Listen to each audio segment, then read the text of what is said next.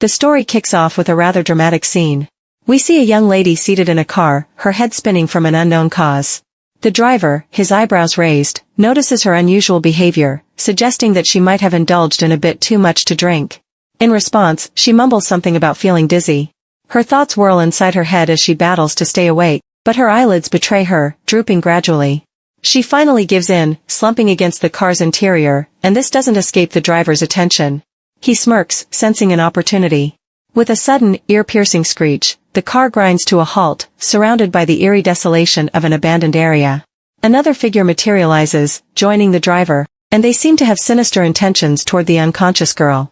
Suddenly, she blinks her eyes open, her voice shaky as she questions their actions. The new arrival reassures her that they are just about to wake her up, wearing a sly smile. The driver, his tone laced with menace, advises her to stay still, promising to give her a good time. She, however, sternly warns them to reconsider their choices. They mock her, suggesting that girls like her tend to scream the loudest. But just as the man starts to unzip his pants, she strikes with her foot, knocking him to the ground. As she opens her eyes, she coolly remarks that she did try to warn them. In that very moment, the flashing lights of police cars pierce through the darkness, and the police arrive on the scene. A frantic lieutenant calls out her name, rushing to her side, horrified by the bloodstains on her body. He sighs deeply, seemingly familiar with her penchant for getting into such situations.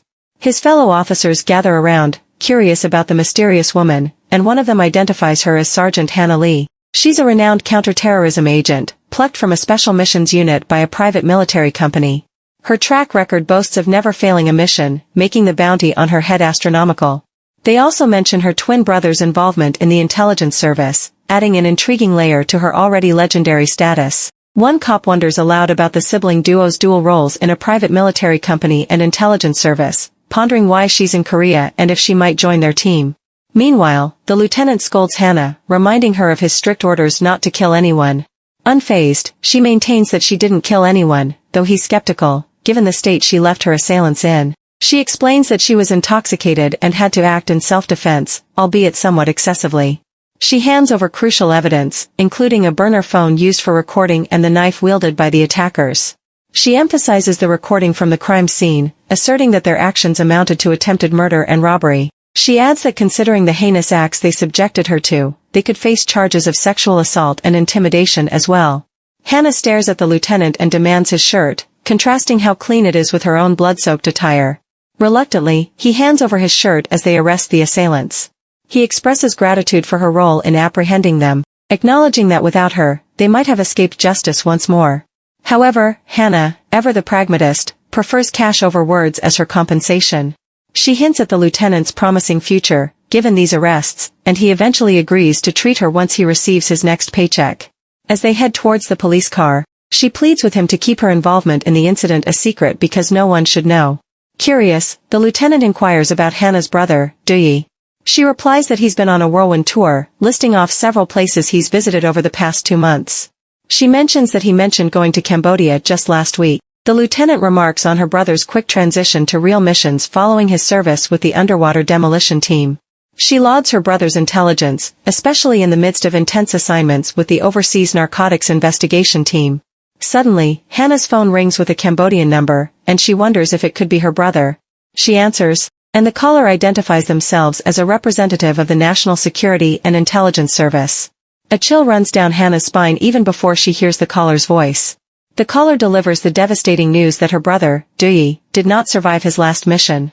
The police lieutenant watches Hannah, wondering when she'll finish her phone call. He notices her anger and hears her shouting at the person on the other end. Concerned, he walks over, realizing that Hannah is really upset. She firmly believes the caller is lying and adamantly insists that there's no way something bad could have happened to her brother. Suddenly, Hannah starts choking, and she collapses to the ground, sobbing uncontrollably. The pain she feels is so overwhelming, it's like a mix of being physically hurt and blinded, and it all feels like a terrible nightmare. Back at home, Hannah recalls a memory from her childhood with her brother. He had promised to protect her from anyone who might hurt her when he grew up. She jumps up from her bed, looking at a photo of them together, and declares that her brother is the reason she returned to Korea. All of a sudden, she hears a sound and starts searching for its source. After some searching, she finds a ringing phone.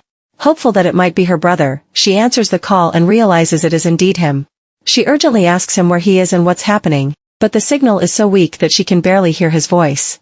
Because the connection is so bad, she pleads with him to just give her his coordinates. He utters words that sound like a warning about someone called Renti and the threat of being killed. Hannah insists on taking action and instructs him not to hang up but to remain silent so she can track his location. She forces herself to calm down, reminding herself that the agency said he was dead, yet he's still alive. She realizes he must have used an untraceable device to call her, meaning he's in serious trouble. She knows she needs to get to Cambodia as soon as possible, or else she might actually lose her brother. In a different scene, on the island of Sicily, Italy, a young man emerges from a pool, running his hands through his wet hair. This man is introduced as Giulio Parenti, the leader of the Sicilian Mafia, also known as the Capo. He receives news of something happening in Cambodia. When he asks who was in charge, he's told it was Niccolo and that Niccolo was shot and killed at the scene. Without hesitation, Giulio orders his men to prepare everything because they're leaving. He smirks, convinced that someone is waiting for him. In the next scene, a man named Taijin calls Hannah, his voice trembling with sorrow as he apologizes for not doing a better job protecting Duyi. Hannah, her voice stern, tells Taijin to stop crying and answer her question. She then asks him a crucial question: where is her brother's body? Taijin's response is shaky as he explains they couldn't find Duyi's body due to a bomb explosion. He speculates that Duyi might have taken something that belonged to the mafia, and they might have tried to eliminate him using a suicide bomber. Hannah wastes no time and instructs Taijin to meet her at the main exit of Phnom Penh Airport by 9:20 a.m. local time. This surprises Taijin, and he asks if she's planning to go there. Hannah's determined reply is that since they never found the body, she's going to search for her brother as if he's still alive. On the bustling streets of Phnom Penh, Cambodia, Hannah waits anxiously after arriving in the city, hoping to meet Taijin. He finally arrives and guides her to a location, revealing that he has arranged for a tuk-tuk. Taijin Choi, a member of the National Security and Intelligence Service, was Duyi Lee's closest colleague. Hannah inquires about his car, but Taijin explains that he doesn't have it today because he's off duty. Suspicion creeps into Hannah's mind as she questions why he stopped by his office. He stammers, scratching his neck, and mumbles something about having something urgent to handle. Anxious to get moving, he suggests they leave because the heat is becoming unbearable, but Hannah senses something amiss in his behavior. As they ride in the tuk-tuk, Hannah hands Taijin a phone, informing him that she needs the coordinates for the last place he saw her brother. Nervous and sweating, Taijin stammers as he takes the phone and mentions it was 75 kilometers north of their current location, towards Siem Reap, in an ordinary village. Taijin then voices his concern, advising Hannah not to get involved like this, as it could lead to complications if their colleagues at the intelligence service find out. However, Hannah ignores his caution and begins a barrage of questions about Duyi, his last mission, who he had been in contact with, the type of drugs he carried, the clothes and shoes he wore when the bomb went off, and even the mode of transportation he used. Hannah makes it clear that Taijin will provide all the details, or she'll show him just how complicated things can get. Taijin reluctantly agrees, declaring that this will be the last time he does something like this. They are now in Duyi's apartment, both Hannah and Taijin sifting through the contents of the fridge. Hannah's memories of the neat and orderly apartment flood back to her. The meticulously arranged drinks are just like her brother, a perfectionist in every way. But no matter how much she thinks about it, his death doesn't fit his personality at all. Taijin begins to explain their recent investigations. He and Duyi have been tracking a new drug called Ka-947A, with a focus on tracing its distribution by the Italian mafia. He reveals that this drug is tricky because it can easily be disguised as a medical substance, unlike most hallucinogens. But then, he mentions that he lost contact with Duyi just before they were supposed to meet at the rendezvous point for the drugs. When he finally caught up to Duyi, he demanded an explanation, only to discover that Duyi had decided to go solo. The revelation that Duyi had a connection with the mafia leaves Taijin baffled. Listening to Taijin's story, Hannah feels a twinge of doubt. She can't be entirely sure if she should trust him, especially given his earlier behavior and responses. There's a lingering suspicion that he might have already informed his superiors about her presence. For the time being, she decides to maintain a cautious distance from him and extract as much information about her brother as possible. She knows she has to be exceptionally careful now, considering that even her brother's home might have been compromised. With great deliberation, she turns on the television, cranking up the volume to its maximum setting. This is a tactic to thwart any potential eavesdropping devices that might have been planted in the apartment. Hannah observes that her brother detests disorder to the point of obsession, and whoever has been here clearly knows that. However, they haven't quite gotten all the details right, such as the alignment of the drink labels and the arrangement of clothes hangers. Determined to uncover any clues her brother might have left behind, Hannah goes into his room. There, she recognizes a hidden projector that he had once shown her. It cleverly masquerades as a regular lamp. As she wonders when he had set up this elaborate contraption, she finds herself facing a reluctant decision. She has to reach out to someone she had never planned on contacting again. Things are indeed getting interesting and intense. Hannah picks up her phone and dials a familiar number. The voice on the other end answers with a cheerful greeting, but she remains silent. After a brief pause, he playfully asks if she's gotten drunk and dialed the wrong number, just like she used to do with an old lover. She responds briefly, asking about his well-being, with no pleasantries exchanged. It's revealed that his name is Logan. He questions her presence in Cambodia, surprised by her sudden appearance. She, in turn, expresses suspicion, suggesting he might be an ex-lover or a stalker. Logan, with a mischievous grin, admits he's missed her and jokingly hints at his love for keeping an eye on her.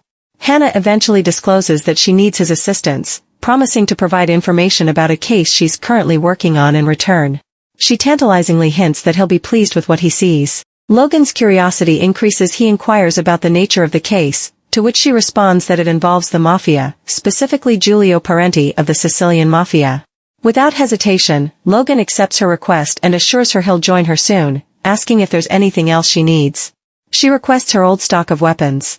In the next scene, we're introduced to Valentine's Day, a private military company specializing in high-risk missions. However, there's nothing romantic about their approach. When Valentine's Day targets their enemies, it only means one thing: death. Now, in the Valentine's Day safe house in Cambodia, Hannah screeches to a stop on her bike. Her former colleague rushes to greet her with a tight hug, inquiring if her arrival signifies her return to their ranks. She dismisses the idea, explaining that she simply requires assistance and inquires about Logan. Her colleague, visibly disappointed, informs her that Logan is at the office and speculates about his sudden appearance.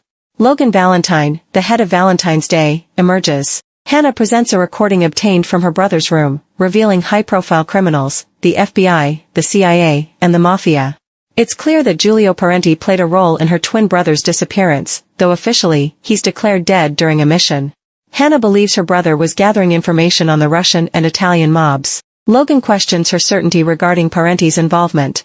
He finds Parenti's alleged actions unusual, as he's known for having people killed rather than kidnapped due to his dislike of wasting time. During their investigation, Hannah reveals that Smith and Petrov have developed close ties to Parenti since a terrorist attack in Chicago a year ago. As they study the projector footage, Logan recognizes a client named Mr. Kong. When questioned about Mr. Kong, Logan hints that he's a client with confidential details.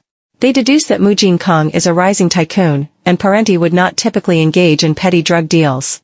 If the information was fabricated, someone might have impersonated Parenti. Logan suggests that this deceit is common among drug dealers but wonders why Hannah's country's intelligence service didn't consider it initially. He suggests it may have been intentional. A man enters, apologizing for the interruption and referring to the intelligence they received that morning. He reveals that Giulio Parenti's goods were stolen by Mesa, a Cambodian criminal organization. Hannah, intrigued and questioning the man's identity, is introduced to him as Yunsong. Curiosity piqued, Hannah gently shakes Yunsong and earns a warm smile in response. He reveals his Korean descent and willingly offers to assist her during her stay in Cambodia, finding pleasure in encountering a fellow Korean in this foreign land. Back at the house, Taejun anxiously searches for Hannah, worried about her safety. Just as his concern peaks, she suddenly walks in, and he immediately scolds her for going out alone, emphasizing the dangers of the area. They enter the house, where she grabs a bottle of water, drinks it hastily, and slams the empty bottle onto the table. Concerned for her well-being, Taejun suggests accompanying her if she needs to go anywhere, fearing for her safety if she continues to wander alone. Hannah then leans against the table, her demeanor tense, and admits there's much she doesn't understand about her brother's case and about Taejun himself, despite their long acquaintance. With determination in her eyes, she pulls out a gun, cocks it, and points it at Taejun, urging him to make the right choice. She questions the information he provided, noting significant gaps, especially in the surveillance video. She inquires about Dui's unusual behavior in the dashcam footage, highlighting how he entered the building where the mobsters were and was later dragged out before the bomb detonated. She raises doubts about why the perpetrators would showcase her brother's face on camera if their intent was to kill him, suggesting that it might have been staged. She further reveals that the intelligence service declared Dui dead based solely on the video, which isn't even the original version but rather an edited one. Hannah turns her attention back to Taejun, her gaze unwavering, and demands to know if he has an explanation. Taejin stammers as he admits that they found a body with a damaged suicide vest, making it impossible to conduct an autopsy. He explains that they identified the body as her brother's due to the presence of his dog Tag. Keeping the gun trained on Taejin, Hannah declares that, from this moment forward, he's an accomplice to the case. She instructs him to cease his investigation into her, and in return, she'll pretend to believe his lies. She then orders him to inform his superiors that she hasn't left Dui's apartment since yesterday. Taejin reluctantly agrees, and Hannah nods while signaling her partner Yunsong-yu to intervene. Yunsong swiftly incapacitates Taejin, remarking, "What a heartbreaking betrayal." Hannah retorts that it's still too early to label it a betrayal and that they'll have to wait and see how the story unfolds. In the next scene, we see Hannah riding a bike, and Yunsong inquires if she's planning to leave. She reveals that Logan provided her with the coordinates to the safe house and suggested that the Cambodian crime syndicate might target it.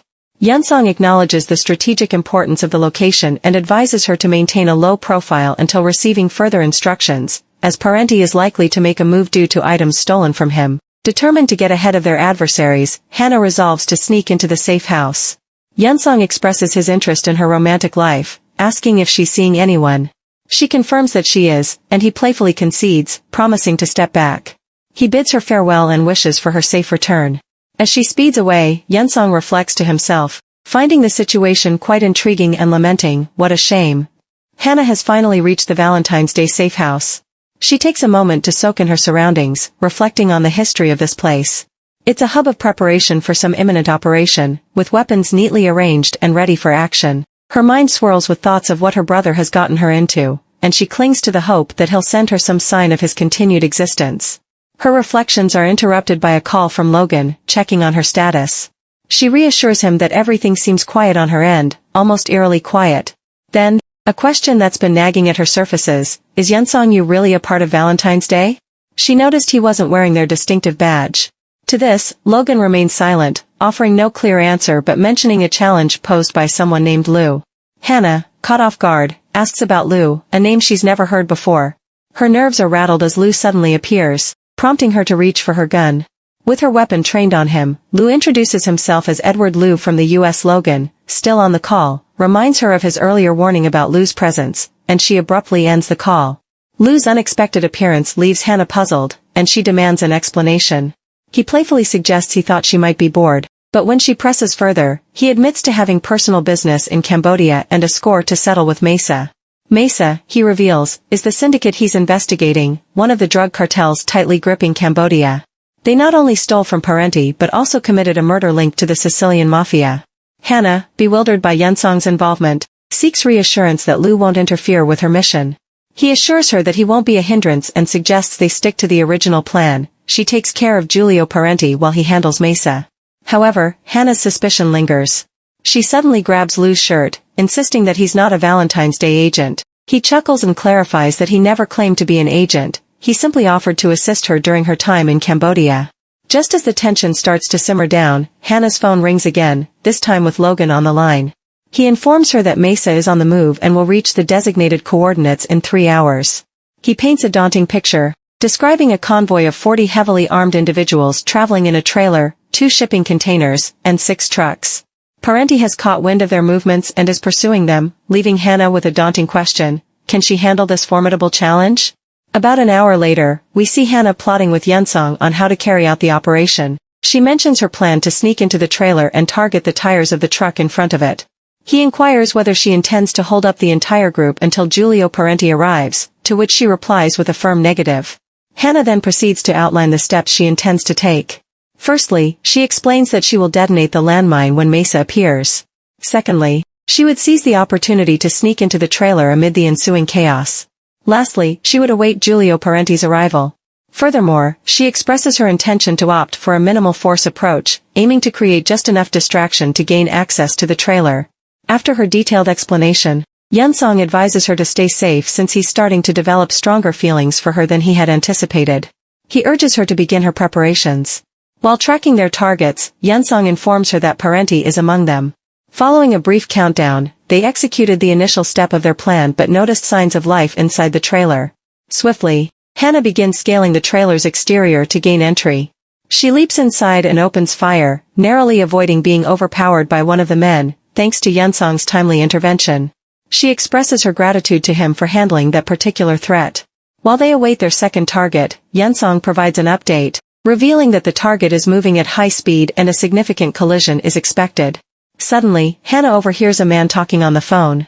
He seems not to desire Parenti's merchandise, expressing regret that he had ever entered into a contract. Just as she eavesdropped, a violent collision occurs causing the trailer to shake and Hannah to lose her balance. Yunsong repeatedly calls her name, concerned about her well-being. Eventually, she manages to open her eyes, trembling as she removes the earpiece from her ear and readies her firearm. Just then, a man approaches the trailer's door, and Hannah aims her gun at him, issuing a stern warning. Instead of retreating, the man reaches for her weapon, pressing it against his own forehead and daring her to pull the trigger.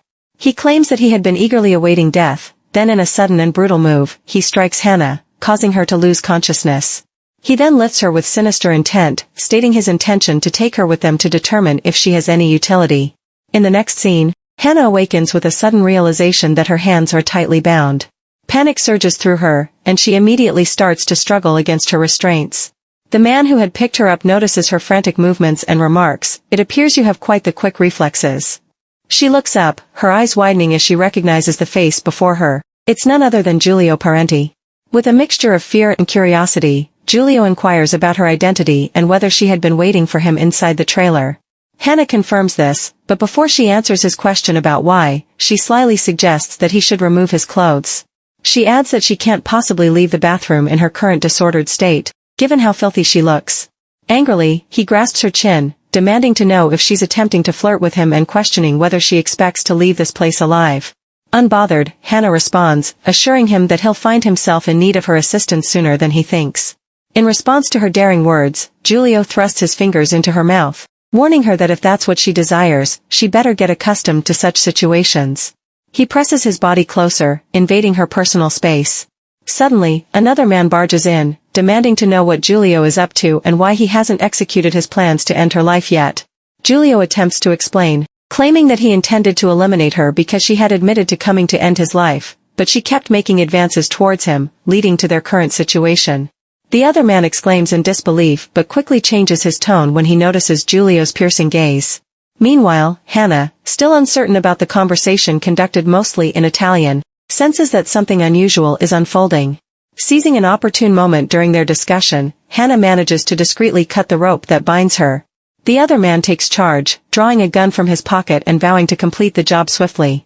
As he approaches Hannah, she swiftly overpowers him and wrests the gun from his grasp. She points it at him, the rope still coiled around his neck, and warns Giulio not to come any closer. She makes it clear that her determination brought her here to confront him, and nothing will deter her from her mission. Giulio, in a gesture of surrender, raises his hands and inquires about her demands. Hannah responds, revealing that she needs his assistance to track down the imposter who has been impersonating him. She tightens the rope slightly, prompting the man to scream in pain. Giulio realizes that he has no choice but to cooperate and asks her what she wants from him. Hannah's response is resolute, she wants his help, and in return, she promises to bring the imposter to justice. Meanwhile, the police arrive at the scene of the collision, and one of them approaches Yunsong. He inquires about what they should do with the bodies discovered at the scene. Yunsong discreetly slips some money to the officer and instructs him to take care of the bodies as he deems necessary. He adds that the individuals involved are nothing but a group of criminals, emphasizing that the police can take full credit for apprehending them. Apparently, Parenti and his gang have absconded with the weapons box and the trailer containing the cocaine. The final task on Yunsong's agenda is to wipe the phone of one of the deceased individuals. As he bends down to perform this task, Taijun suddenly appears on the scene. Yunsong acknowledges that he hasn't seen Taijun since Hannah gave him that thrashing. Then, he calmly produces a gun and questions Taijun about why he didn't disclose earlier that Hannah and Duyi are twins. Taijun responds by saying he didn't believe it was important information. Yunsong, while cocking the gun and aiming it, asserts that he requires information about Hannah Lee. In defense, Taijun states that Sergeant Hannah is now leading an ordinary life as a civilian, with Duyi being her sole remaining family member. He explains that this is why she can't abandon him and has come all this way. However, Yunsong says that it's his decision to make. While still aiming the gun at Taijun, Yunsong instructs him to start being more useful if he wants to avoid dire consequences. As he lowers his weapon and begins to walk away, Taijun poses a question, "Are you interested in Hannah?" Yunsong responds by saying the sergeant is indeed an enticing woman, which is why he's contemplating adjusting his plans.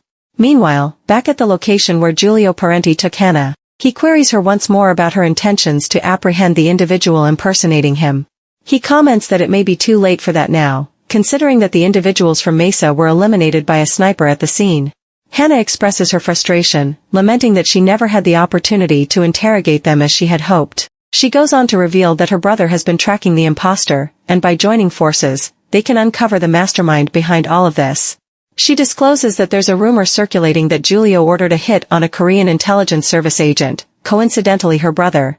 Taken aback, Giulio inquires if that would mean her brother is already deceased. Hannah firmly asserts that her brother is still alive, which is precisely why she sought out Giulio, to ensure he wasn't responsible for her brother's death. Inwardly, she recognizes the importance of gaining Giulio's trust, understanding that her mission's success hinges on this. To prove his goodwill, Parenti swiftly unbuttons his shirt and offers it to her. He then instructs one of his associates, Romano, to fetch a glass of wine for Hannah in exchange for releasing Lorenzo. While Hannah is understandably wary of trusting them enough to consume the drink, Giulio manages to persuade her, insisting that her thirst must be quenched. Despite her parched throat, she can't shake the suspicion that they may have spiked the drink, even though she's uncertain whether it's poisoned or drugged. Nevertheless, she decides to take the risk, kicking Lorenzo aside and snatching the glass from Romano. She gazes at Giulio as she gulps down the drink. Almost immediately, dizziness overcomes her, and she staggers before collapsing to the ground. But as it turns out, they had already arranged for a doctor to attend to her. Giulio issues orders for her comprehensive medical treatment, leaving no aspect of her care to chance. In the following scene, Hannah is experiencing a terrible nightmare in which she witnesses someone making a chilling promise of revenge against her. Shortly afterward, she jerks awake, startled by the vividness of her nightmare. Confused about her surroundings, she realizes someone has tended her wounds. It dawns on her that she must have been given sleeping pills. "What an awful nightmare," she exclaims, making it clear that it's a memory she'd rather erase from her mind. Reflecting on the disturbing dream, Hannah recalls her time as a Valentine's Day agent when a man ended up in prison because of her actions. During the 7 months he spent behind bars, his enemies hunted down and brutally murdered every member of his family. He had hurled curses at Hannah, vowing to seek revenge. Initially, she dismissed his threats with a contemptuous snort, but as time passed, an uneasy feeling crept over her. When the situation escalated, she found herself checking on her brother daily to ensure his safety. Later, she heard that the man had been killed in some revenge scheme, and for the first time, she felt relief upon hearing about someone's death. It was a harrowing experience that shattered her sense of human dignity, a moment of disillusionment she never wished to relive. Hence, the nightmare she just endured. Determined to protect her brother at all costs, Hannah resolves to stay focused. However, her immediate concern is finding something to eat, only then can she devise a new plan to convince Parenti. As she contemplates the fate of her clothes, she rises from the bed. Reflecting on herself, she admits that she knew Parenti would be a tough adversary, but she never anticipated his level of instability. She has no clue why he's keeping her alive, as it doesn't appear he will accept her offer anytime soon. As she opens the door, she unexpectedly collides with Lorenzo, the man she had tied up earlier. She offers an apology for their prior encounter, hoping to establish some rapport with him in the hopes of extracting information about Parenti. However, Lorenzo sternly instructs her to return to her room and warns against any funny business. Hannah reassures him that she intends to be a model hostage, pleading for him to bring her something to eat, as she's famished and hasn't eaten all day. After some reluctance and contemplation, Lorenzo reveals that their food supplies are little and reluctantly allows Hannah to follow him. As he turns, he discreetly connects a microphone to Giulio, enabling him to eavesdrop on their conversation. Curious about her identity, Lorenzo questions if she might be an assassin or a North Korean spy. Hannah denies both assumptions, revealing her past as a member of the South Korean Special Forces but admitting that she's now just a baeksu, Korean slang for an unemployed person. Meanwhile, Giulio, on the other end, continues to listen to their conversation while casually lighting a cigarette. As they discuss her identity, heavy rain begins to pour, and several cars arrive on the scene. Lorenzo extends a courteous offer to Hannah, inviting her to enjoy a meal with him. Looking at the appetizing array of food before her, she appears genuinely amazed and her curiosity heightens to the point where she can't resist asking whether he might have once been a chef. Lorenzo, with a smile, discloses that cooking is merely a cherished hobby of his. Playfully, he threatens to withdraw the delectable food if she doesn't indulge herself. Succumbing to the temptation, Hannah admits that the food is nothing short of divine despite initially assuming Lorenzo to be a tough, gun-wielding mobster. Changing the topic, she inquires about a certain Sei individual mentioned earlier, noting that the name sounds distinctly Korean. Her curiosity gets the best of her as she probes whether this person might be affiliated with the mafia or perhaps be Giulio Parenti's lover. Lorenzo, savoring the conversation, informs her that Sei is a colleague of theirs and issues a word of caution, advising her never to utter that name in front of Giulio. He emphasizes the importance of not upsetting Giulio excessively. Continuing their conversation, Hannah shifts gears and asks Lorenzo if he possesses any information about her missing brother. In turn, Lorenzo poses the same question, inquiring whether she knows anything about her brother's whereabouts. Lorenzo offers a bleak perspective, suggesting that Giulio Parenti is not one to hold people hostage. As he despises the complications that accompany such endeavors, he'd rather eliminate them. Hannah, concerned, questions whether Giulio has any intention of dealing with the imposter posing as him. Lorenzo, with a sigh, conveys the overwhelming number of imposters in their world, comparing them to common street hazards. From this exchange, Hannah begins to suspect that Giulio may not be genuinely interested in pursuing the imposters, which could mean that he's putting on a show of cooperation to further his own agenda. Recognizing that the intelligence service believes her brother betrayed them, Hannah concludes that she must prolong her stay to find evidence that proves otherwise. She leans back in her chair, contemplating what schemes Giulio might be concocting. As they make their way back, Lorenzo, unable to contain his curiosity, asks Hannah if she is affiliated with the FBI. Her response leaves him somewhat regretful for asking, but she reassures him that she enjoys being probed with questions. Their casual banter is interrupted by Giulio's unexpected arrival. He playfully suggests that they appear to have grown quite close, insinuating that they might be on a romantic date. Lorenzo, quick to rebut, reminds Giulio of Hannah's earlier attempt on his life and jokes that she doesn't quite match his preference for voluptuous blondes. Hannah, in turn, asserts that Lorenzo isn't her type either. Giulio, ever observant, notices that she's still wearing his shirt and instructs her to change into something else as they are headed to a funeral. The rain continues to fall as they equip themselves with umbrellas and step outside. They are there to pay their respects to a fallen colleague whose body was recovered in Cambodia. Together, they hold flowers and bid their final farewells as they watch the hearse carry the casket. Emotions vary among the attendees, with some struggling to contain their tears and others openly grieving. In a solemn moment, Hannah recites a prayer in Korean, prompting Giulio to inquire about the language. She explains that it is a customary funeral prayer, conveying the wish for the departed soul to find happiness and liberation from death. After the service concludes and the rain subsides, they sit together for a meal. Hannah can't help but dwell on her primary objective, maintaining Giulio Parenti's interest. She cautiously brings up the topic of his suspicions regarding her, suggesting that he inquire about anything he wishes to know. Giulio leans in, his eyes locked onto hers, and asks her to say precisely what she desires from him. Hannah, her mind racing, acknowledges that she harbors a multitude of desires and is met with Giulio's request to narrow them down to 3. With a playful glint in her eye, she asks for assurance that he will grant her wishes fervently. An intrigued Giulio responds that it depends on the nature of her requests. She begins listing her desires, beginning with her plea for his assistance in locating her brother, Duyi. Her second request involves tracking down those who targeted her brother, and for her third, she simply asks for her own plate of food. Giulio, momentarily taken aback, inquires whether the earlier meal was insufficient for her. He then makes a decisive call, ordering the staff to leave immediately, leaving them alone to continue their conversation. Then, in a rather seductive move, Giulio Parenti leans in closer to Hannah, his voice tantalizingly low and filled with a strange mix of curiosity and amusement. He confides in her, admitting that the more he thinks it over, the more absurd it becomes, the fact that he knows virtually nothing about her. He reveals that despite having a highly skilled intelligence officer at his disposal, they've been unable to dig up any information about her. It's as if she's a ghost. Then with an enigmatic grin, he cautions her, explaining that taming insolent and dangerous creatures like herself happens to be his specialty. He emphasizes this point by firmly grasping her neck, his touch sending shivers down her spine. It's a chilling reminder of just how mentally disturbed he truly is, a realization that Hannah can't ignore. Hannah, fighting back her unease, dares to ask whether he disposes of those creatures once they're tamed without any mercy. Giulio's eyes narrow as he contemplates his answer, envisioning the terrible fate that awaits those who only feign submission. Now, she begins to understand the principles that guide him, but the hand around her neck continues to perplex her. In a menacing tone, he informs her that her bag was discovered near the crash site, containing a video featuring none other than Gavin Smith. They were captured on tape alongside her brother shortly before the explosion. With a raised eyebrow, he inquires about her connection to Gavin Smith, an inquiry that sends a wave of dread through her. As Hannah replays the events in her mind, a revelation strikes her. There was a man beside Dewey, following him with a distinct limp. Her brother was the one carrying the explosive device, leading her to believe that this limping man was an informant for their adversaries. The footage revealed that the figure tailing her brother was none other than Gavin Smith.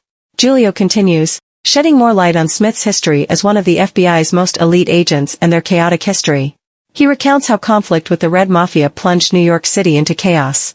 He adds that Smith had plotted to eliminate him before abruptly vanishing from the FBI's radar, until now, alongside Hannah's brother. Hannah's persistent questions about Smith's motives for involving her brother earn only skepticism from Julio. He reveals the extent of his paranoia, explaining that he's surrounded by enemies, even doubting divine trust. Yet somehow, her brother has become entangled with an FBI agent committed to his destruction. Julio's trust in Hannah remains fragile, and he reminds her that her brother is most likely with Smith at this very moment. Hannah pleads, insisting that the former FBI agent was protecting her brother, who was clearly in grave danger. She grabs a knife from the table, her determination clear as she slashes it across Julio's neck, just enough to make her point. She asserts that, like him, she values family above all else and will stop at nothing to protect her brother. She dismisses the rumors circulating about her brother's loyalty to the agency. Julio, unfazed by the cut, shifts his focus back to Hannah, probing her identity and intentions. He demands to know why he should trust her, a stranger, an enigmatic entity he can't quite decipher. Reluctantly, Hannah agrees to reveal her true self, confessing her name is Hannah Lee, a mercenary in the employ of an organization known as Valentine's Day. She also mentions her alias, One, fully aware that Julio might be clueless about its significance. As Hannah shares this information, Julio's intrigue deepens, a dangerous spark dancing in his eyes. He can't contain himself any longer and seizes her hand, drawing her closer for a passionate kiss that leaves her trembling. Suddenly, Hannah pulls out the knife once more and plunges it into Julio, his surprising reaction being a daring challenge for her to push it in further. In a chilling twist, he admits that he may develop a sinful fascination with her. Hannah forcefully shoves him away from her, making it abundantly clear that she's not here with any intention to kill him. In the subsequent scene, we witness her being forcefully placed in handcuffs. She lets out a weary sigh and asks if he has any plans to remove them. With an air of caution, he retorts that he's confident she possesses the skills to free herself from the handcuffs, but it's in her best interest to keep them on. While the doctor diligently continues to stitch up the knife wound she inflicted on him earlier, Julio leans in closer to Hannah, informing her that revealing his plans for her if she escapes will have no purpose. She can't help but wonder why her schemes are unraveling, considering she initially thought Julio was just a run-of-the-mill mobster. She had assumed it would be a straightforward task to manipulate him into seeking revenge despite recognizing the inherent risks. However, it appears she has gravely miscalculated. Hannah's curiosity drives her to inquire about Gavin Smith's whereabouts, and Julio responds by affirming his ability to track him down if he sets his mind to it. She presses further, questioning why Smith wants Julio dead. With a casual neck scratch, Julio divulges that it's due to him having killed Smith's younger brother. Although Hannah feels an urge to react, she reminds herself not to let Julio get under her skin, he's merely testing her. Continuing her line of inquiry, she inquires about her eventual release, to which Julio states it will happen when he believes he can trust her. Until then, she will remain his hostage, and he prefers to refer to her as a prisoner, one he can dispose of at his discretion. Lost in her thoughts, she realizes she can't sit idly like this. She'll need to overpower the two guards watching over her. Assuming they're unarmed, she considers the possibility of incapacitating them. Then, perhaps, she could make a daring escape through the window. However, her contemplation is abruptly interrupted when she feels the cold touch of a gun against her head. The ominous voice behind it warns her not to entertain any escape thoughts and commands her to return to her room. The voice promises respect as long as she remains civil toward them. In another scene, Julio rummages through Hannah's belongings. His fingers brush over her driver's license, revealing her name. He remarks that he's heard of her and that she's a legendary agent. The first time he laid eyes on her, he believed she was the Grim Reaper sent to end his life. As he recalls her bloodied face and the madness in her eyes, he admits to a peculiar sense of liberation. Perhaps, deep down, he wanted her to pull the trigger. Soon after, Romano enters the office to deliver a report after conducting research. Julio instructs him to locate Logan Valentine's contact information. When asked about the reason, Julio explains that Hannah Lee used to work for Valentine. He then tells Romano that they have numerous individuals to locate and many to eliminate. Meanwhile, Hannah is still locked in the bedroom, struggling to comprehend why no one has come to her aid despite her frantic pleas. An entire day has passed, and she's growing increasingly concerned about the need to use the bathroom. As she contemplates her predicament, the bedroom door creaks open, and Giulio walks in, a smirk on his face. He checks on her well-being and decides she seems to be doing fine. Hannah reassures him that she has no intention of running away and implores him to remove the cuffs promptly, as she's in dire need of the bathroom. Giulio's gaze intensifies, and he leans in closer, his hands inching towards her, declaring that she's driving him to the brink, and then he slides his hands into her pants. A few minutes later, emerging from the bathroom, Hannah asks Giulio about her pants. Her assertion is clear, he had been the one to remove them, and now he must assist her in wearing them once more. To her surprise, Giulio raises an eyebrow and questions if she washed her hands. It's evident that performing such a task in handcuffs is an impossibility. However, he remains insistent that there is a simple solution. Then with a subtle and gentle touch, he helps her wash her hands from behind. Hannah finds herself struggling to fathom the peculiar circumstances they now find themselves in. He then inquires if there are any larger areas of her body that require cleansing. This bold statement, spoken in such a flirty tone, causes Hannah involuntarily flinch as she cautions him for his blatant horniness. She adamantly declares that no amount of smooth talking could coax her into any intimate encounters, as her life holds far too much value. But Giulio counters, suggesting that this sentiment should be his own, given that she had attempted to stab him while they were locked in a passionate kiss. In a defensive tone, Hannah reminds him that he had been the one to strangle her, revealing the scars on her body as evidence. With tension mounting, she abruptly rises and leaves the room. In a sudden and aggressive move, Giulio lunges, hurling her onto the bed. He then teases her, proposing that if she plays along, a surprise awaits her. In an instant, he reveals a phone, which caught Hannah's attention, sparking thoughts that it might contain a message from her brother. Determined to seize the phone, she attempts to snatch it from Giulio's grasp, but he quickly slips it back into his pocket, advising her to maintain a cooperative attitude. Faced with this challenge, Hannah contemplates various strategies to retrieve the phone, then ultimately resorts to kissing and caressing Giulio. He stands in total silence for a moment before instructing her to put on some clothing and follow him. With a casual toss, he sends the key to the handcuffs sailing in her direction, informing her that they have guests awaiting them downstairs, and these individuals could potentially play a pivotal role in securing her freedom. Hannah pleads with Giulio, desperately asking him to grant her just a moment to glance at the phone, as she is eager to discover the contents of the text message. In response, he chides her, reminding her to appreciate the fact that he even returned her phone and teasingly questions whether she wants him to take it away again. As they go down the staircase together, she raises her concern about their current appearance, worried that if people see them like this, they might form misconceptions. Sure enough, as they encounter acquaintances on their way down, the friends playfully ask why Hannah is so closely linked to Giulio, clearly misinterpreting the situation. With a wry smile, she jests that she's currently his captive, and Giulio retorts that letting her roam freely would endanger his subordinates. Hannah then turns her attention to Logan, questioning the presence of all three of them in this location. He explains that Mr. Parenti contacted them the day before and expressed his concern for her well-being. Hannah, in response, boasts about putting up a fierce fight and even managing to drive a knife into Giulio Parenti's shoulder.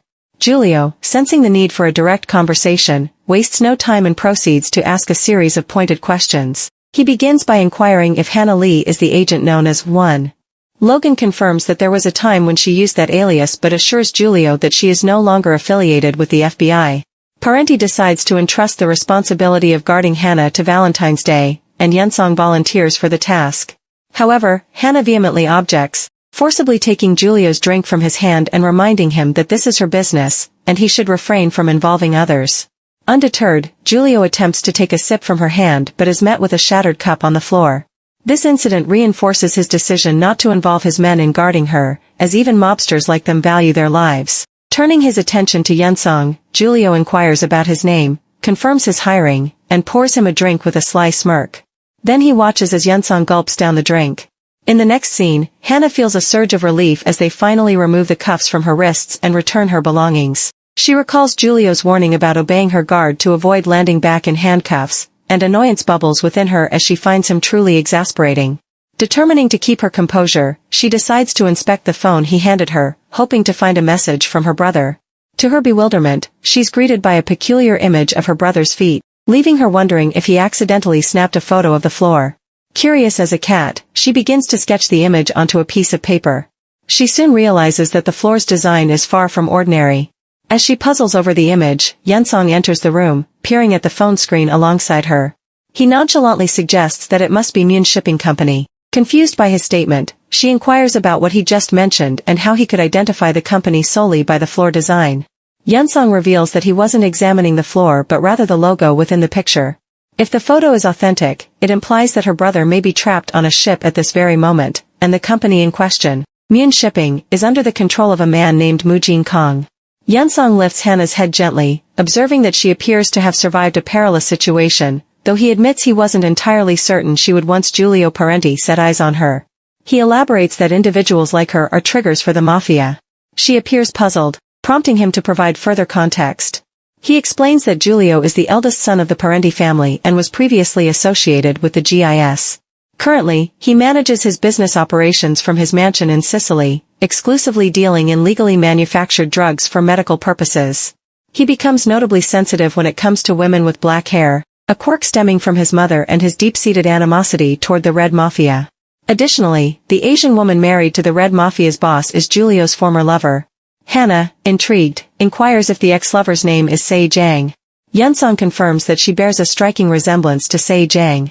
The mention of that name triggers Hannah's memory, reminding her of Lorenzo's stern warning never to utter the name in Giulio's presence and the veiled threats made by the mafia. Yunsong informs her that Giulio has been invited to a party aboard one of Myun Shipping's luxurious yachts, speculating that the CEO of Myun will likely be in attendance. In a rush, Hannah heads to the pool area to find Giulio and inquire about the invitation's authenticity.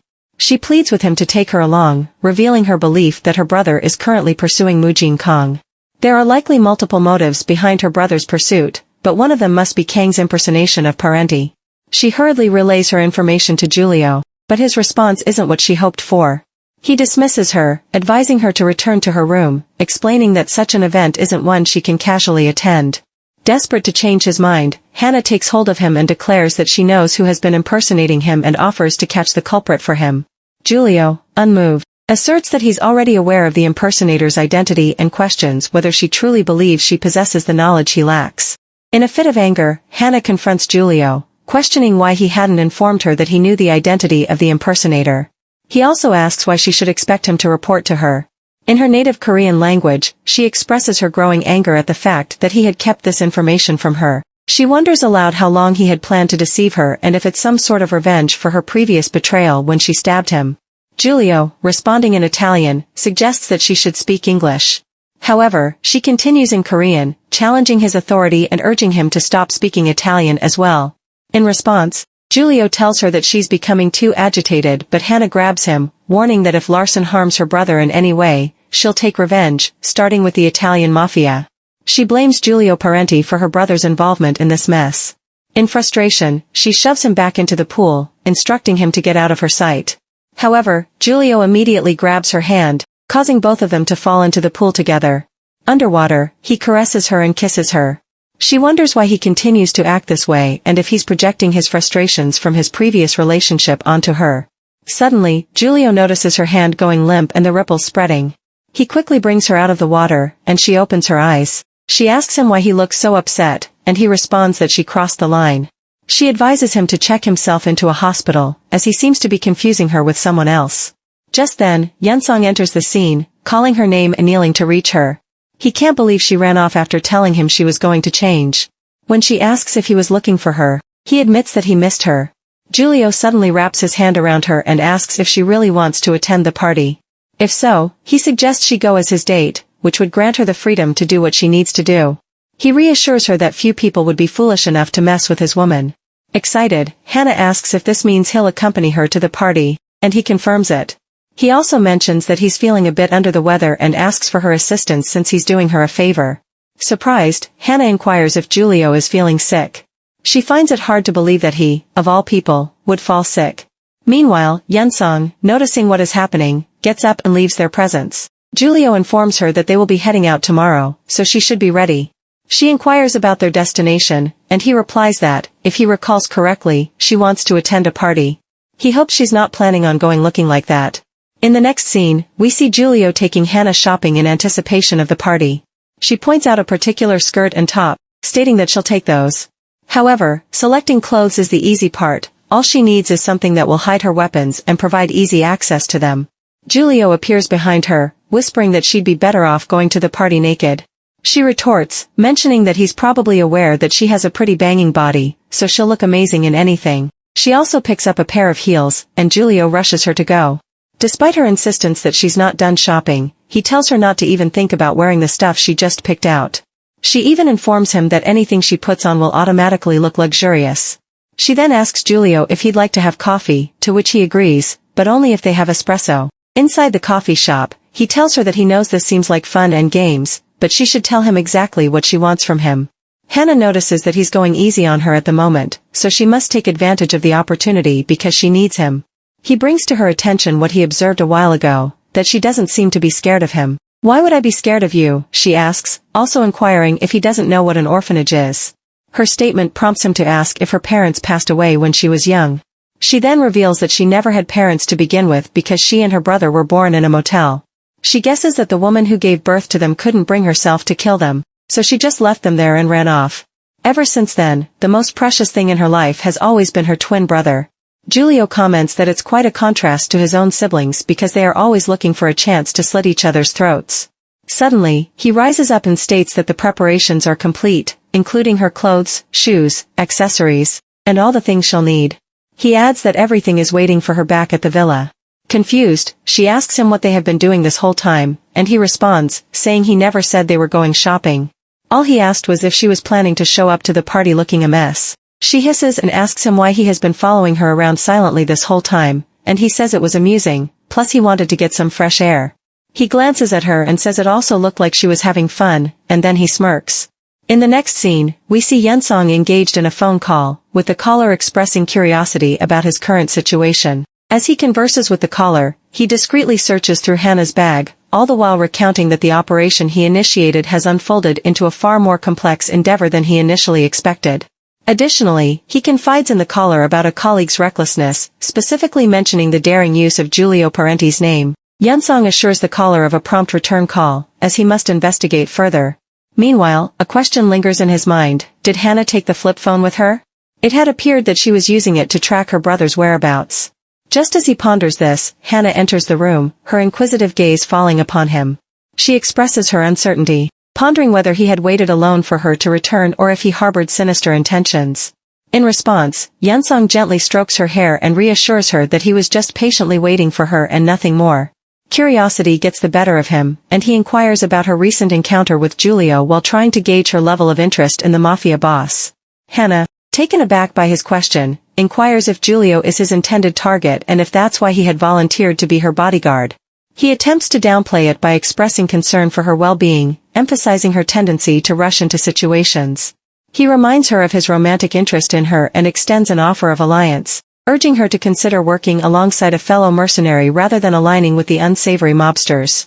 Hannah, however, challenges this notion, questioning whether mercenaries are any better than the mafia when they, too, resort to violence, theft, and betrayal. Yunsong counters by asserting that at least mercenaries don't treat people as mere trophies. He denounces Julio as a dilettante and a counterfeit, predicting that once he gains control, he will discard her without hesitation. Hannah, sharing the grim reality of her brother's betrayal by his own agency and the lack of rescue efforts, holds her with her predicament. She questions who she can turn to for help and, with a hint of suspicion, mentions that Yunsong's extensive knowledge unsettles her. To test his knowledge further, she asks if he can identify Mujin Kong, to which he cryptically responds that he can but demands something in return. Hannah, determined, reaches for his shoulders and offers to save his life once, warning him sternly against unauthorized snooping through her belongings. And then she underscores her lack of trust in him. Later, we see Julio and Hannah having what can be described as a tense dinner marked by an uncomfortable silence. Hannah is the one to break the ice with a daring question. She inquires if he has poisoned their meal. Julio, unbothered, challenges her to taste it and find out. Yunsong seizes the opportunity to press Julio for the reason behind their gathering, sensing there must be a purpose to their presence. Finally, Julio discloses that they will soon conclude their current activities, hinting at their next destination, Macau. Upon hearing this, Hannah springs up, yelling that they are not going anywhere. She asks Giulio Parenti if he has forgotten the reason why she came to Cambodia. He calms her down and continues to explain that there's a cruise ship that left Cambodia and is heading to Macau, which is also where the party he was invited to is taking place. Hannah sighs, saying it never occurred to her that he might have left the country. On the one hand, Giulio shares that he plans to return to Italy after he deals with things there, and he won't be coming back. So, this may well be their last dinner together. He then raises his glass and makes a toast. In the next scene, a car screeches as it makes its way to a certain destination. Hannah steps out of the car and heads towards a building. Yunsong asks her if she'll be alright on her own and if she needs him to come with her. She responds, saying she will be fine, as it should not take long. After a glance, she adds that if she's not back within 10 minutes, he should probably come and stop her, and the same goes for Lorenzo. Before leaving Cambodia, Hannah plans to take stock of everything that has happened so far. The fact that her brother Dui has managed to hide himself so completely suggests he had someone helping him. In fact, they might have teamed up for an undercover investigation to look into something involving Giulio Parenti and Mujin Kong. There's one last thing she needs to check, which is where she's at now, Taijun's house. She sneaks up on him after he has just finished taking a call. Startled, he asks her how long she has been standing there, and she, in return, asks him if he's trying to run away. He immediately reaches for his gun, but unknown to him, Hannah already has it in her possession. She asks him why he's so jumpy and acts as if he has done something wrong when she should be the one feeling guilty.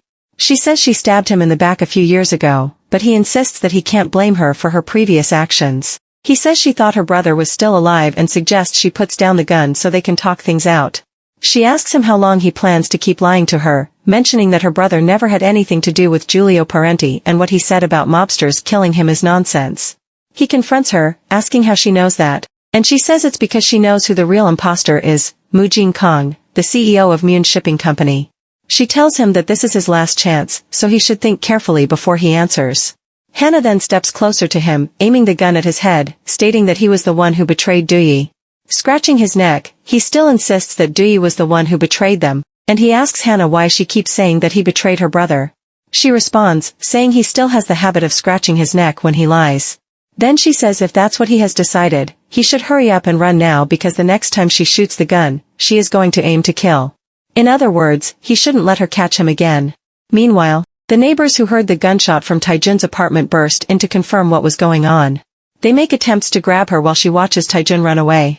While Lorenzo and Yunsong are still waiting for her outside, worried and contemplating if she just killed someone. Yunsong and Lorenzo immediately rush in to find out what is going on, only to discover her sitting on the floor, having ended the life of the men. She tells them that they are late. Meanwhile, Giulio is in the middle of a phone call. The caller informs him that he tried looking into Mujin Kong, but strangely, he couldn't find any information on him. From the picture Giulio received, it seems like the company is hellbent on keeping even grainy photos under wraps. It also looks like Mujin wasn't even in the line of succession until a few years ago. He only came in when his half-brother Moho Kong stepped down.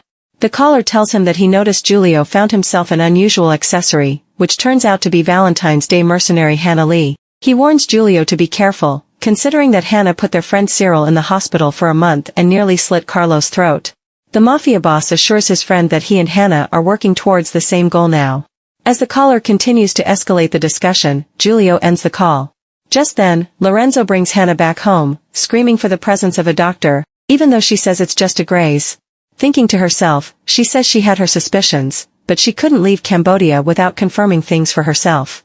She finds it hard to believe that Taijun actually betrayed her brother Dui, and she was planning on giving him the benefit of the doubt until he ran away. Soon after, Giulio walks in with a first aid box, shutting the door behind him. He reminds her that she said she needed an hour because she had somewhere to go. Then he asks her if coming back as a bloody mess was part of the plan. He pulls out an antibiotic to administer to her and informs her that he'll be giving her a local anesthetic next. He says that he does not want her walking around with traces of other people on her. He adds that he'll be even more upset if she comes back covered in traces of dead men. Hannah contemplates trying to entice him a little. After covering the cuts she obtained, he gets up and, in a flirty move, shoves his finger into her mouth, saying he's going to help her find her brother in Macau. And once she finds him, she should go straight back to Korea. Thinking to herself, she says that now that she knows for certain that Taijun betrayed her, the only tool she has left is Parenti, the man who is always hurting her but hates to see her get hurt. Just then, the chair creaks, and as she's about to fall, she wraps her hand around him for support. This gesture leads to a rather passionate kiss. In the intensity of the moment, he hoists her to the bed, and they continue to share their kiss while thoughts of how she's going to utilize him in the future cross her mind. She thinks she will be taking even greater advantage of him from now on, but the only question is if he is a lifeline or a tattered rope leading to ruin. Back at Taejun's apartment, we see him rushing to his desk, hastily grabbing and shoving all of his belongings into a bag as he desperately attempts to make a swift escape. He wonders how someone could have possibly breached the seemingly top-notch security system, questioning how this intruder managed to slip inside without triggering any alarms. His ears catch the sound of approaching footsteps, causing him to swiftly reach for a concealed firearm. As the mysterious person advances, he sternly warns Taejun against any thoughts of fleeing, cautioning that it would only worsen his predicament. Taejun slowly turns, his heart pounding, and to his surprise, he recognizes the figure before him. It's Giulio Parenti. Giulio deftly retrieves a gun from his pocket, aiming it squarely at Taejun.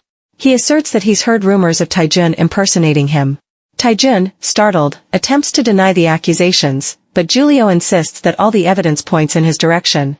With beads of sweat forming on his forehead, Taejun claims to know the true culprit and pleads for the mafia boss to allow him to explain. However, Giulio abruptly interrupts, firing a warning shot aimed at Taejun's leg, attributing it to his foul mood. Meanwhile, back at the villa, Hannah awakens from her slumber and spots Yunsong sitting beside her bed. She yells at him for his habit of barging in unannounced. In response, Yunsong justifies his presence by expressing concern that she might experience discomfort once the anesthesia wears off. A gentle smile forms on his face as he reminds her of his role as her bodyguard, emphasizing his commitment to her safety. As he carefully assesses her injury, he inquires if this is where she was hurt. Hannah reassures him that Parenti has already attended to her medical needs, praising his proficiency. Yunsong agrees, lauding Parenti's competence and noting that they didn't even require a doctor's assistance. However, their moment is interrupted as Hannah mentions her thirst, leading to a brief, awkward silence. They exchange lingering glances for a moment before Yunsong, in a hushed tone, asks if the mafia boss might have romantic feelings for Hannah. She responds with a sharp, "What was that?"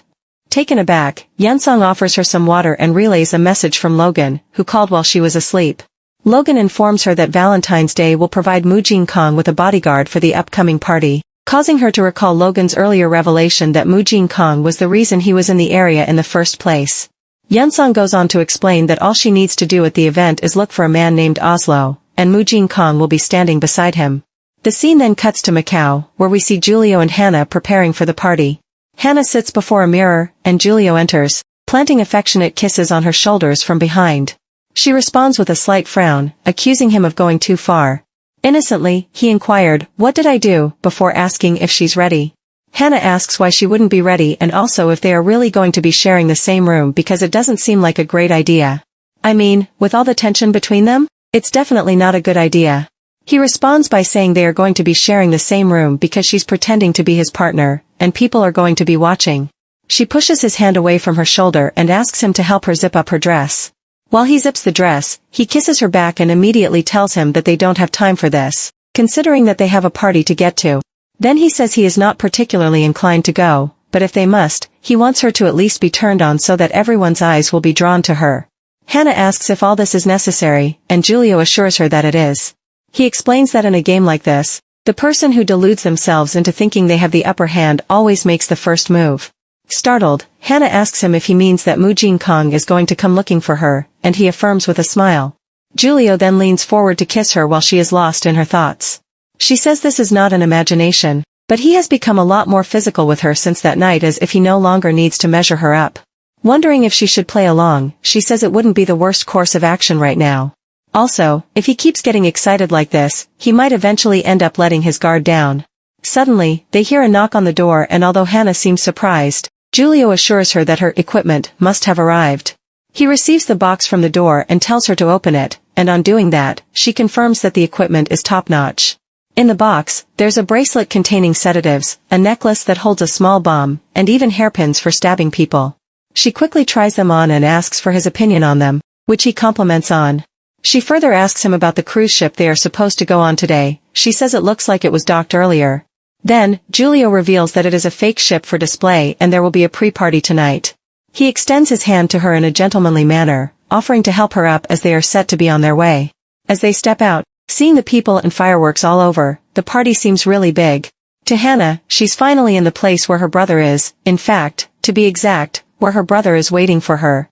She says even if it turns out he's not in this boat, he should be on the cruise ship tomorrow. While they walk in, she says the party is much bigger than she was expecting. And the people are all staring at them, so she can't keep a straight face.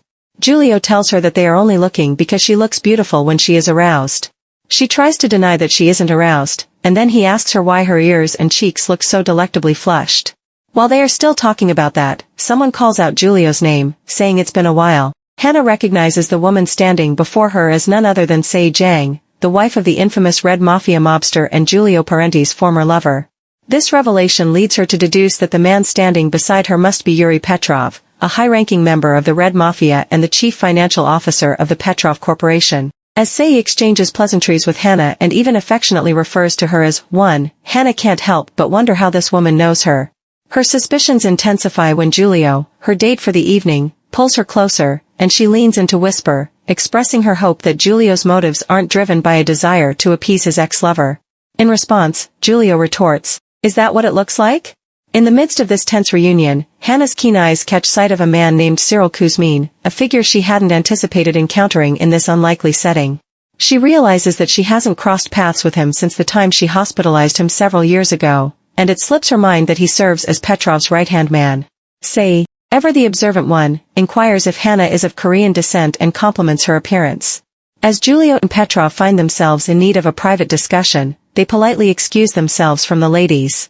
Julio, however, instructs Hannah to remain in place until his return, a request she reluctantly obliges. Petrov, in turn, assigns Cyril the duty of guarding Sei during their absence. Alone now, Hannah turns her attention to Yunsong, who had been assisting in a sweep of the ship. She queries his whereabouts, and he explains his involvement in the security sweep. Suddenly, Sei steps closer, fixing a stern gaze upon Hannah. She suggests they retreat indoors, where the air conditioning offers respite from the elements. She remarks on the inherent dangers of being outdoors, where the towering buildings provide cover for potential snipers, hinting that the party organizers may have taken such threats into account. Hannah's discomfort deepens, but Sei reassures her that Mujin Kong will not make an appearance tonight. Startled by this revelation, Hannah presses for more information, prompting Sei to caution her against placing trust in anyone, regardless of their claims. Sei goes on to reveal a surprising detail: she is the creator of the bracelet adorning Hannah's wrist. She discloses that it contains sedatives but also carries a concealed capsule with a stimulant and antidote, activated by turning the blue diamond 90 degrees. Sei confides that she never shared this secret with Julio but is entrusting it to Hannah because she likes her. Hannah finds herself charmed by Sei's mysterious behavior and ponders whether this charisma played a role in Julio's infatuation. Intrigued, Hannah queries Sei about her motivation in sharing this information. Sei's response hints at a shared past, as she sees a reflection of her former self in Hannah. She urges Hannah to trust her instincts, asserting that the Mujin Kong who might appear tonight is likely an imposter. Hannah, her curiosity piqued, questions the whereabouts of the real Mujin Kong, to which Sei suggests he may be observing from the shadows, possibly even orchestrating his own demise by sending a stand-in. Their conversation is abruptly interrupted when they sense the presence of Gavin Smith. Hannah quickly instructs Sei to take a seat and call for additional guards. She directs Yunsong to move to the opposite side of the venue and block potential escape routes, providing him with a fabricated identification for their target to keep him occupied.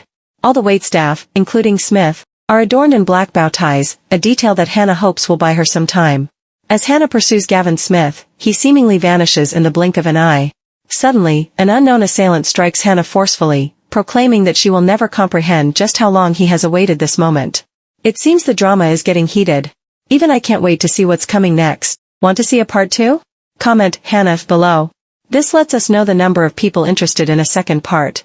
Also, don't forget to like, subscribe and hit the notification bell. Until next time, ciao.